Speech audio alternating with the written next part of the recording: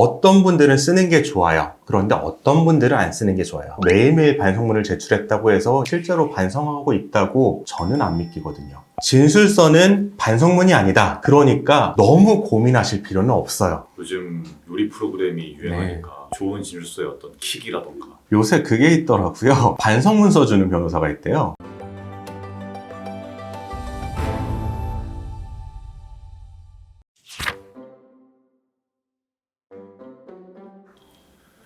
개인회생 진술서를 잘 쓰는 게 의미가 그렇게 있나요? 결과를 좌지우지하는 정도는 아니에요. 그런데 회생위원이나 법관이 봤을 때 사람다운 냄새가 나죠. 아무래도 진술서를 잘 쓰게 되면은. 그래서 저희는 진술서는 가급적 본인이 쓰도록, 자필로 쓰도록 좀 권하는 편이에요. 그러면은 해줄 수도 있고 안 해줄 수도 있고 뭐 이런 부분에 있어서 네. 진술서를 좀 잘 쓰면은 해줄 수도 있는 가능성이 좀 올라갈 수도 있는 뭐 그런 건가요? 회생위원이나 법관마다 판단은 다르겠지만 이걸 생각해 보면 될 것 같아요. 물론 진술서가 반성문은 아니에요. 반성문은 아니지만 우리가 형사재판에서 죄를 자백하고 반성문을 쓰면은 그것이 양형에 영향을 줄 때도 있고 안 줄 때도 있어요. 그 정도에 따라서 정말 이게 반성하는 태도를 보이는지 아닌지 사실 반성문 보고 어떻게 알아요? 이 사람이 구치소에 갇혀 있으면서 매일매일 반성문을 제출했다고 해서 실제로 반성하고 있다고 저는 안 믿기거든요. 사실 반성하면 그걸 행동으로 보여야 되는 거지 그런 글자로 표현할 수는 없다고 보는데 그럼에도 불구하고 반성문조차 안 쓰는 것보다는 반성문이라도 쓴 사람을 좀 더 반성하는 태도가 있는 것으로 보게 된단 말이에요.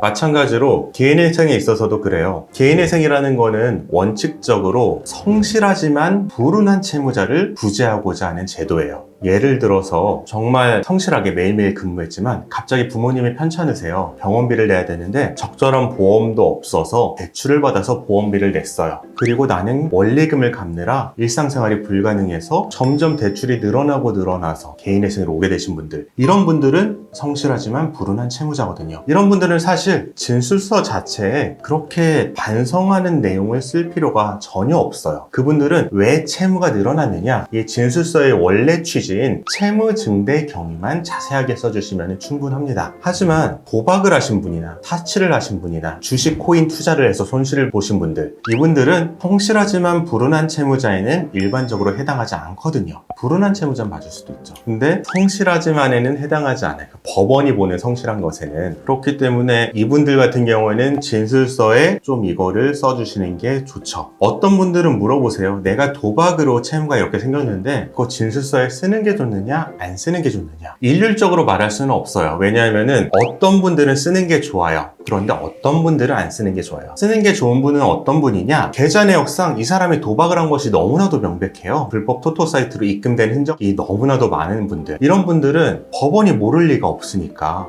이것을 드러내고 얘기를 해서 어떻게라도 선처를 바라는 게 좋고요. 반면에 도박을 하신 금액이 그리 크지 않아요. 이 사람의 채무는 훨씬 큰 반면에 몇십만 원, 몇백만 원 단위예요. 그렇다면 굳이 이것을 쓰면서 법원이 이것에 대해서 뭔가를 더 너그럽게 봐주기를 바라는 거는 사실은 의미 없거든요. 쓰지 말라는 게 아니라 의미가 없다는 거예요. 채무 증대 경위서의 원리 취지에 맞춰서 그 부분만 쓰셔도 충분한 거죠. 그러면은 또 진술서를 잘 쓰기 위해서 네. 어떤 것들이 더 필요할까요? 아니면 요즘 요리 프로그램이 유행하니까 좋은 진술서의 어떤 킥이라던가 요새 그게 있더라고요. 반성문 써주는 변호사가 있대요. 크몬 같은 플랫폼 있잖아요. 그런 데서 반성문 하나에 5만 원 해서 반성문을 써준대요. 뭐 그것을 제가 권하는 건 아니지만 잘 쓸 것 같고, 이걸 생각하셔야 될 것 같아요. 진술서를 너무 길게 쓰는 거 의미 없어요. 안 읽어봐요. 이 사람이 읽을 수 있게 가장 적절하게 표현을 해야 되는 건데 사실 그게 제일 어렵죠. 제일 쉬운 방법은 간결하게 필요한 내용만 들어가게 쓰는 거예요. 그 내용은 제가 다른 영상에서